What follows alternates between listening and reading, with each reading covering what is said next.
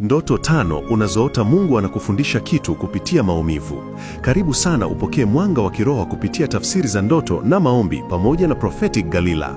Wakati mwingine Mungu hutumia ndoto zenye huzuni, upotevu au vita kukuonya na kukuanda kiroho.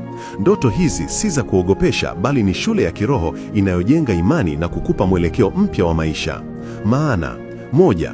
Kuota unapoteza kitu au mtu, Mungu anafundisha kutegemea yeye. 2. Kuota vita au kushindwa ni darasa la uvumilivu. 3. Kuota unalia, Mungu anasafisha moyo wako. 4. Kuota umepotea ni kipindi cha majaribu kinachokuandaa. 5. Kuota uko peke yako, Mungu anakutenga ili akupe ufunuo.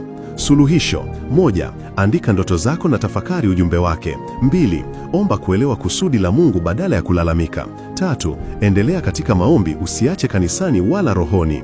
Maombi: Bwana, nisaidie kuelewa somo unalonifundisha. Kila maumivu yawe darasa la ukuaji, si chanzo cha maanguko. Nipe hekima na nguvu ya kiroho kupita kipindi hiki kwa ushindi. Kwa jina la Yesu Kristo, amen. Kwa tafsiri za ndoto, maombi na ushauri wa kiroho, namba ya WhatsApp ipo kwenye bio. Mungu akubariki sana. Prophetic Galila.